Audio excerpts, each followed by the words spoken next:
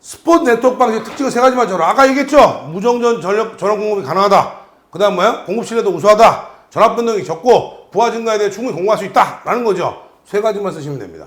제가 말씀드리는 건 앞에서 스포트 네트워크 공부하면서 그것까지 했으면 이런 문제는 저처럼 지금 넘어간단 말이에요. 37번입니다. 다음에 약호의 명칭을 써라. MCCB 뭐예요? MCCB. 배선용 차단기, NFB하고 같은 거라 했죠? VCB 진공 차단기, 기중 차단기, ABB 공기 차단기, 자기 차단기입니다. 이해됐습니까? 자, 확인하세요. 이런 거 약호스라는 거는 그냥 사실 그냥 여러분들 점수 주는 거예요. 그냥. 서지 프로텍터의 기능에 대한 분류입니다. 서지 프로텍터는 서지 보호장치입니다. 그래서 이제 그 내부에서의 그 과전, 그 이상전압에 대한 방지 설비가 있는 거죠. 그런데 서지 보호장치 하는데 특별히 그죠? 세 가지였죠? 전압 스위칭용, 그 다음에 전압 제한용, 복합형, 이거 세 가지예요. 꼭 기억하세요. 이 그 서지 프로텍터는 앞으로 시험 문제가 얼마든지 다 될 수 있다라고 제가 많이 말씀드렸습니다. 작년에도 제가 모의고사 드렸는데 여기서 나온 거죠, 그죠? 이거 그러니까 중요하다고 그랬어요. 누전 경보기의 수신부입니다. 수신부를 설치할 수 없는 장소예요.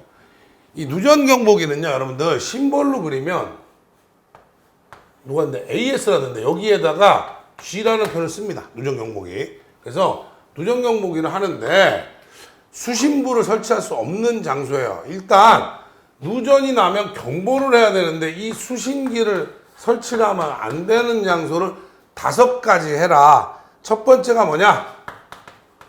가연성의 증기나, 그죠? 먼지나 가스가 체류하는 장소예요. 그렇죠? 그래서 가연성, 그죠? 불이 붙을 수 있다는 거죠. 맞아요. 그 다음에 화약류를 저장하거나 취급하는 장소는 안 되죠. 왜? 경보기에 수신부라는 거는 어떤 값이 오면 온되면 스위칭하는 역할인데, 스위칭할 때는 제가 뭐라 했어요? 이 화약류 제조소는 전부 다 스위치할 수 있는 뭐 개팩이나 관유 차단기도 전부 다 제조소 밖에다 하라고 그랬어요. 다 마찬가지거든요. 얘도. 그래서 그런 거고요. 그 다음에 이제 오동작 날 확률이 있는 거. 습도가 너무 높다. 온도 변화가 너무 심하다. 오동작 난다는 거죠. 그 다음에 전류가 너무 크다. 그 다음에 뭐야? 고주파가 발생된다. 이러면 이제 오동작 할 수 있죠. 그래서 이런 것들에 대한 겁니다. 그래서 이 누전 경보기의 수신부는요, 누가 그러더라고. 이거 소방에 나오는 거 아니었는데. 맞습니다. 근데 굉장히 많이 나옵니다. 현재, 그죠? 굉장히 많이 나오니까요. 반드시 기억하셔야 됩니다. 자, 전기공사업에서 표준 시방서 작성하는데요. 전선 접속 작업이에요. 첫 번째는 뭐냐면, 전기공사 시공기준 확인해가지고 내렸는데, 전선을 피고 있고요. 직선 접속을 해야 된다. 안 되면. 라는 거예요. 일단 전선을 펴라 그랬잖아. 맞아요? 전선을 펴야 되니까 첫 번째가 뭐예요? 연선이에요. 전선을 펴는 거예요. 쭉 피는 거예요. 그 다음에 두 번째는 뭐예요? 전선 그저 하고 애자하고 바인드까지 시공 다 했어. 그럼 세 번째는 여기 들어갈 건 뭐야? 전선을 접속을 하는 거고.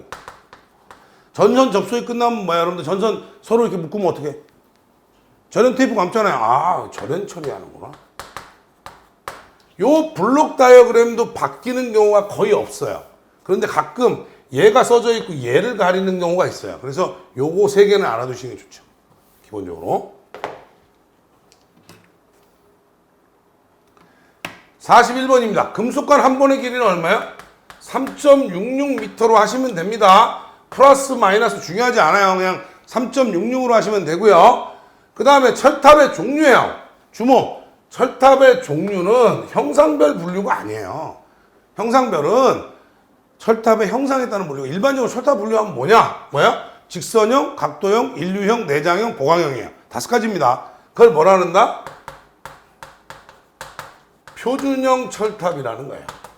별다른 얘기가 없으면 표준형 철탑을 쓰라는 겁니다. 잘 기억하시고요. 42번입니다. 이런 애저장치에 내장장치예요. 1번부터 7번까지 써라 그랬는데, 이것도 이제 사실은 그림이라서 이거 외워야 되는 상황이에요. 1번 같은 경우는 뭐야? 앵커 셔클. 그죠? 그 다음에 2번은 뭐냐? 체인 링크. 3번은 삼각 욕구. 4번은 볼크레비스. 5번이 아는 거 하나밖에 없네요. 5번은 현수회전이잖아요. 6번은 열쇠 모양이네요. 열쇠 모양인데 좀 다르죠? 생긴 게 소켓크레비스. 7번째는요, 압축형 일류크램프입니다. 그래서 제가 생각할 때 이 앞 글자만 따서 외우시는 게 좋아요. 앵체, 삼볼, 현소압 이걸로. 그죠? 저는 공부할 때 그렇게 외웠습니다. 그러니까 그렇게 한번 생각해 보시는 게 좋을 것 같아요. 43번입니다. 얘는 원래 리모컨 릴레이인데요. 10개가 이제 있다는 거예요. 집합에서 있다는 거예요. 그래서 명칭은 리모컨 릴레이고요. 숫자 10이라고 하는 건 뭐예요? 10개가 집합돼서 시설이 되어 있다는 거예요. 리모컨 릴레이가. 자, 확인하시고요. 이 리모컨 릴레이도 참 오랜만에 나온 거거든요. 최근에 나왔죠. 그죠? 참 오랜만에 나온 거예요. 44번입니다. 수전설비 용량 추정하는 수용률, 부동률, 부하율을 구하는 공식을 써라는데 수용률은 우리가 설비 용량, 부하 설비 용량에 대해서 최대 수용 전력 곱하기 100입니다. 공식을 쓰라면 퍼센트를 끝에 정확하게 써주셔야 돼요. 그 다음에 부하율이라고 하는 것은 최대 전력에 대해서 평균 전력 이것도 곱하기 100이죠. 부등률은 합성 최대 전력에 대해서 각 개별 수용과 최대 전력의 합이에요. 그런데 왜 이건 백분율이 아니라는 거죠. 그렇죠? 그래서 이렇게 해놨는데 이게 이제 시험 문제에서 부하율이 얘와 어떤 관계냐는 건데 최대 전력을 기준으로 봐보시면 부하율은 최대 전력과 반비례하고 부동률은 최대 전력과 반비례하는데 수용률은 비례한단 말이야. 그러면 부하율 입장에서는 부동률하고는 비례하는데 수용률에는 반비례하게 된다 이런 얘기죠. 이건 이제 뭐예요? 산업기사, 전기 산업기사에 있는 내용이에요. 근데 기사에는 잘 안 나오는 내용이고 공사기사에는 이제 공식만 쓰라는데 추가하면 여기에다 네 번째로 추가하면 이런 내용이 들어가겠죠. 그래서 이런 것도 좀 확인을 해 두시는 게 좋다 이런 얘기예요. 45번입니다. 전력계통에서 서지예요.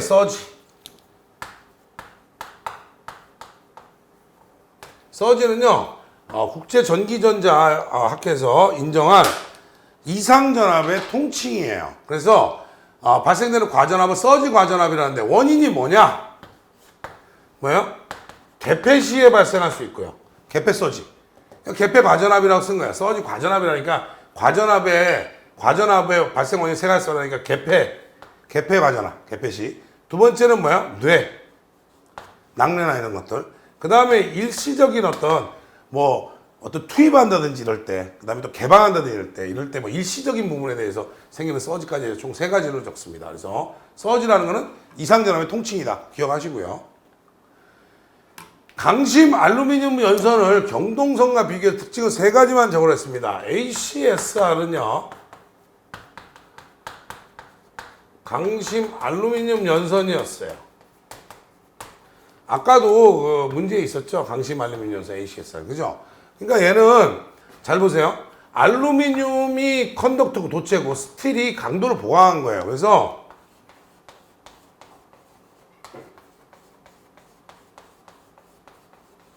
이렇게 예를 들어 ACSR이 구성이 되면 가운데가 전부 다 뭐야? 강이고 이 외곽 부분이 알루미늄이 되는 거예요. 그러니까 일반적인 경동선에 비해서 뭡니까? 일단 비중이 적다는 거예요. 왜냐면 알루미늄 선을 쓰니까 동선에 비해서 비중이 없는 거예요. 두 번째는 뭐야? 기계적인 강도는 오히려 커요. 왜? 안에 강선이 들어있기 때문에 끊어지지 않는다는 거죠. 세 번째는요, 굉장히 중요해요. 동일 길이, 동일 저항에 대해서는 경동선보다 어때요? 바깥 지름이 커요. 그렇기 때문에 뭐에 유리하다? 코로나 방지에 유리하다라고 얘기했어요. 이 내용을 잘 생각해 보세요. 저항은 로우 A분의 L인데 경동선은 도전율을 계산했을 때 55분의 1에 A분의 L이 되고요.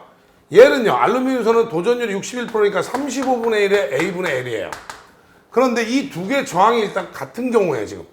동일 저항이에요. 그죠? 동일 길이에요. 길이는 빼자 이거죠. 그럼 둘이 같으려면 단면적이 어떻게 돼요? 4분의 파이의 D의 제곱. 여기도 4분의 파이의 D의 제곱이니까 4분의 파이 지워버리면 얘랑 얘랑 곱한 거하고 얘랑 얘랑 곱한 거 하면 얘가 더 커야 이게 같아지죠? 당연히 뭐예요? 알루미늄 선 쪽이 바깥 지름이 더 커져 버린다는 거예요. 그래서 코로나 방지에 유리하다는 거예요. 그래서 동일 길이 동일 저항이라는 말이 안 들어가면 오답이에요. 일반적인 동일 길이 동일 저항이 아니면 어떻게 만드냐에 따라 다 틀려지기 때문에 말이 안 된다는 거죠. 결론적으로 얘기하면. 그래서 여기 핵심은 동일 저항이라고만 돼 있는데 동일 길이라는 말도 들어가는 게 정확한 거예요. 동일 길이 꼭 집어넣으세요. 동일 길이 동일 저항입니다. 자, 다음에 콘센트의 심벌을 그리라고 했어요. 바닥에 부착하면 콘센트를 이렇게 그리는 건 다 아는데 50A, 즉 20A 이상은 표기를 해야 되니까 50A라고 표기를 해야 되는 거예요. 요거 안 써서 많이 틀렸어요. 그 다음에 의료용, 벽에 부착하는 거니까요. 벽에 부착하는 건 의료용은 H 쓰면 되고, 천장에 붙이는 거는요, 그냥 이렇게 쓰면 되는데, 접지 단자 붙이, ET. 그 다음에 영어 많이 틀렸죠? 비상 콘센트예요, 소방용. 단상, 3개 하나. 그죠? 이렇게 됩니다. 그래서 이 콘센트, 현재 공사기사는요, 실제 공사를 하는 쪽이다 보니까 심볼도 잘 나와요, 생각보다. 48번입니다. 전력회사의 고압 가공전선으로부터 자가용 수원과의 구내 기둥 거쳐 수변전 설비 이르는 지중인입입니다. 잘 보세요. 가공전선 지짐에서는 지선이에요. 몇 가닥이요? 3가닥. 몇 미리 금속선? 2.6mm 이상의 금속선이에요. 지선의 안전율은 2.5 이상이고요. 이때 허용 인장 안정의 최저값은 4.31kN입니다. 고압용 지중 케이블을 사용할 수 있는 케이블은요, 클로로프렌 외장 케이블이나 비닐 외장 케이블, 폴리에틸렌 외장 케이블 더 많이 있습니다. 그렇지만 해놓은 거예요. 차도 부분에 지중전선의 매설 깊이는 얼마냐는데, 트러프가 있다는 것은 결론적으로 뭐예요?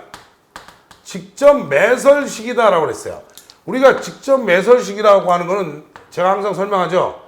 땅 파가지고요, 요렇게 파가지고 단을 쌓고 트러프라고 하는 틀을 만들고 여기에다 케이블을 넣는 거라 했어요. 그래서 이 틀의 이름을 트러프 혹은 트러프라고 얘기했던 거예요. 그러면 트러프라고 써 있으니까 뭐야? 직접 매설이구나. 직접 매설인데 차도 부분이야. 그러면 차량 중량물의 압력 받을 수 있잖아요. 그러니까 1m 이상이 된다. 이렇게 돼야 되는 거예요. 확인하세요. 자, 내용을.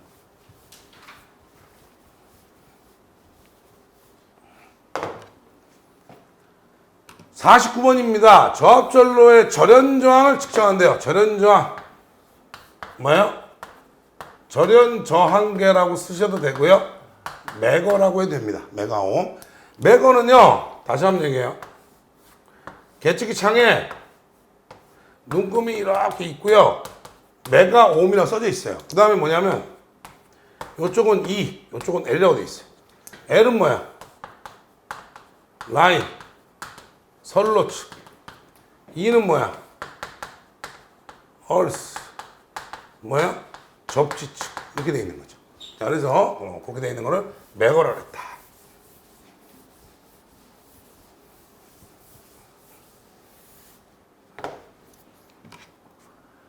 (50번입니다) 승강기나 승강로에 시설하는 절연전선 및 이동 케이블이에요. 절연전선은 몇 스퀘어냐? 1.5 스퀘어 이상이다. 이동 케이블은 얼마야? 0.75 스퀘어 이상이야. 자, 그래서 이 승강기 꼭 기억하세요. 승강기. 51번입니다. 콘덴서를, 자, 우리가 그죠? 전력용 콘덴서죠? 콘덴서를 보호하는 설비예요. 이 앞에 이제 콘덴서를 보호하기 위해서는 과전류를 보호해야 되는 거고, 과전압을 보호해야 되는 거고, 부족 전압에 대해서 보호해야 돼. 왜? 상시 전원 정전이 되면 충전하고는 있거나 하면 안 되는 거죠? 맞아요. 그래서 그런 거고요. 그 다음에 퓨즈를 시설해서 보호하기도 합니다. 그러니까 과전류 보호, 과전류 개전기고 퓨즈예요. 얘네들은 뭐야? 얘들을 통해서 차단기를 동작시킬 수 있다는 거고, 얘는 퓨즈예요. 그래서 총 4가지입니다.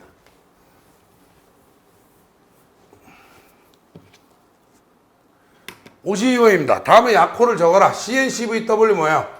동심중성선. CN은 동심중성선이에요. 수밀형 전력 케이블이고, CV1이라고 하는 건 일단 0.6에 1kV예요. 보통 600V지만 단시간에 대해서는 1kV까지 쓸 수 있다. 1000V까지 그런 내용이고요. 가격 폴리에틸렌은 비니시스 케이블이다 라는 거죠. 자, 요거예요. 요거 뭐예요? 배전반, 분전반, 제어반이에요. 뭐예요? 개폐기, 배선용 차단기, 누전 차단기예요. 기억하시기 바랍니다. 그래서 여기 이 세 개만 하면 안 되고 요거 개폐기, 그 다음 뭐예요? 배선용 차단기, 누전 차단기예요. 기억하시고요. 분기 회로입니다. 우리가 주 간선에서 분기를 하는 거죠. 우리가 간선이 예를 들어서 보호용 차단기가 이렇게 있다면 분기 회로는 여길 얘기하는 거니까 간선에서 어떻게 해요? 분기를 한다는 말이 중요해요. 일단 간선에서 분기가 돼야 되고 뭐야? 분기 과전류 차단기 얘를 거쳐가지고 부하까지 가는 이 선로, 이걸 분기선이라고 하죠. 그래서 그죠? 꼭 확인하시고요. 이런 거는 사실 틀리면 그냥 참 안타깝게 그죠? 한 3점씩 없어지는 거예요. 그러니까. 자, 그 광천장 조명, 루보천장 조명 매입 방식이다. 그죠? 기타 매입에 대한 거. 그죠? 그래서 5가지 적어놨는데 루보천장도 있고 그 다음에 뭐 다운라이트, 밸런스, 코퍼, 코너, 코니스 뭐 많죠? 쓰시면 돼요. 자, 56번입니다. 송전전에 사용되는, 송전선로에 사용되는 접지 방식이에요. 일선 고장 시 충전전에서 간헐적 질화각을 일으켜서 이상전압이 발생하니까 고전압 송전에서 잘 활용하지 않는다. 저전압의 단거리만 쓴다. 뭐야? 비접지 방식이죠. 비접지 방식. 그 다음에 일선 지락 시 건전상에 전이상승이 높지 않아 유효접지의 대표적인 방식이고 우리나라 송전기에서 대부분 쓰고 있다. 뭐야? 직접 접지 방식이에요. 이 내용이 굉장히 많이 나옵니다. 꼭 기억하세요. 이거는. 그죠? 다음과 같은 계통에서 차단기를 점검하고자 합니다. 이 얘를 뭐라 그랬어요? 이 얘를 바이패스라고 그랬어요. 자, 그래서 점검하기 위해서는 일단 어떻게 돼요? 바이패스를 켜야 돼. 그래서 이렇게 흐르도 만들어 놓고 여길 끄는 거죠. 그래서 CB를 오프해 버리고요. 그 다음 뭐야? 부하축이 먼저 그랬어요. 항상 DS2를 오프하고 DS1을 오프해 버리면 된다. 이런 얘기죠. 그 다음에 다시 원상복귀 할 때는 어떻게 돼요? 얘를 끄면 안 되지. 원상복귀 할 때는 어떻게 돼요? DS2부터 온하고 DS1을 온하고 나서 차단기를 온하고 나서는 DS3를 오프하는 거예요. 바이패스를 그죠? 맨 처음에 키고 맨 끝에 끝내는 거예요. 됐습니까? 그래서 그것만 생각하시면 되죠. 여기는 누가 그러더라고. 순서를 적으세요. 그랬더니 이렇게만 썼다 그러는데 온인지 오픈인지 다 써야 됩니다. 내용을 정확하게 하시기 바라요. 58번입니다. 노출공사에서 자 체크하세요. 노출 배관, 노출 관을 직각, 그 다음에 3방향, 4방향이에요. 뭐예요? 유니버셜 엘보우라 그랬다. 그래서 이렇게 돼 있으면 제가 뭐라 그랬어요? 3방향 T형 이렇게 돼 있으면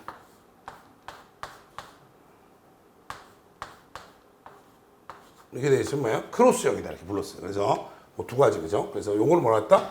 유니버셜 엘보우다. 유니버셜 엘보우는 사실 시험에 너무 많이 나와가지고요. 그죠? 59번입니다. 발전기 또는 변압기의 전력계통의 중성점을 접지하는 방식이에요.